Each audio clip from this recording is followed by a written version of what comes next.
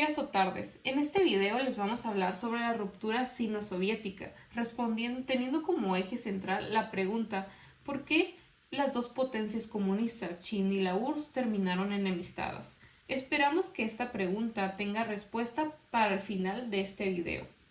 Empezamos. Durante la Guerra Fría, la República Popular China y la Unión Soviética parecían formar un bloque comunista unido contra el Occidente. Sin embargo, entre el 58 y el 79, su relación se transformó en rivalidad política, ideológica y militar.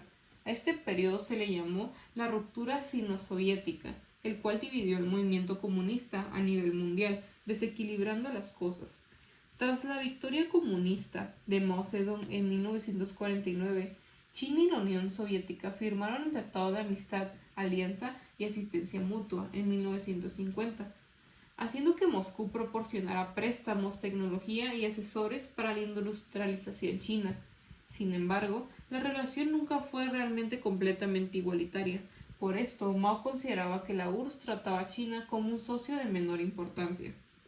Pero una mayor ruptura empezó con la muerte de Stalin en el 53. Su sucesor, Nikita Khrushchev, denunció los crímenes de Stalin durante el 20º Congreso del Partido Comunista de la Unión Soviética en 1956. Para Mao, esta crítica representaba una traición a la revolución socialista. Por esto, Mao empezó a presentar diferencias ideológicas con la URSS, la cual promovía la coexistencia pacífica con el Occidente. A diferencia, China defendía una postura más revolucionaria y sostenía que el conflicto entre capitalismo y comunismo no podía evitarse. Ahora, empezando con la cronología de sucesos que fueron llevando a una mayor ruptura, empezamos en los 60, 1960, cuando la Unión Soviética retiró miles de expertos que trabajaban en China. Esto provocó que muchos proyectos industriales quedaran incompletos y que las relaciones diplomáticas se deterioraran. Continuamos en 1964, cuando en 1964 China desarrolló su primera bomba atómica, disminuyendo así su dependencia con la Unión Soviética. Continuamos en el 69, cuando soldados soviéticos y chinos se enfrentaron en la frontera del río Ussuri. Este fue un momento de mucha tensión que muchos analistas consideraron que existía un riesgo real de guerra. Finalmente, en 1972, Mao permitió la histórica visita del presidente estadounidense Richard Nixon a China. Esta decisión sorprendió al mundo porque significaba que China veía a la Unión Soviética como una amenaza aún más inmediata que los Estados Unidos. La guerra dejó de ser un conflicto entre dos bloques, capitalista y comunista, para convertirse en una relación triangular entre Washington, Moscú y Pekín.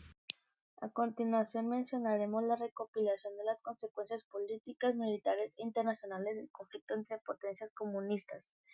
En las consecuencias políticas se crea competencia entre China y la URSS por liderar la revolución mundial y hay una división del movimiento comunista internacional. En las consecuencias militares se incrementan los gastos de defensa en ambos países y hay militarización de la frontera chino-soviética. En las internacionales hay debilitamiento de la posición estratégica soviética y un acercamiento entre China y Estados Unidos. Ahora comentaremos dos perspectivas diferentes, siendo la primera del historiador Lawrence Lucy como distinta a la de Arne Westad. La primera perspectiva de la ideología fue la causa principal del historiador Lawrence Lucy. En su obra The Sino-Soviet Split, Lucy sostiene que las diferencias ideológicas fueron el factor central de la ruptura. Según él, Mao y Khrushchev tenían visiones incompatibles sobre cómo debía avanzar el socialismo y cómo relacionarse con Occidente. Su idea principal era que la disputa comenzó por desacuerdos doctrinales dentro del comunismo. La segunda perspectiva, los intereses nacionales fueron más importantes, del historiador Odd Arne Westad, argumenta que, aunque la ideología tuvo importancia, los intereses geopolíticos y la búsqueda de poder nacional fueron decisivos. China deseaba autonomía y reconocimiento como gran potencia, mientras que la URSS quería mantener su liderazgo sobre el bloque socialista. Su idea principal era que la rivalidad entre estados fue más importante que las diferencias ideológicas. Finalmente decimos que la ruptura sino-soviética demostró que compartir una misma ideología no garantiza una alianza permanente. Las diferencias doctrinales entre Mao y Khrushchev, sumadas a la competencia por el liderazgo político y estratégico, transformaron una estrecha cooperación en una rivalidad que modificó profundamente la Guerra Fría y el orden internacional.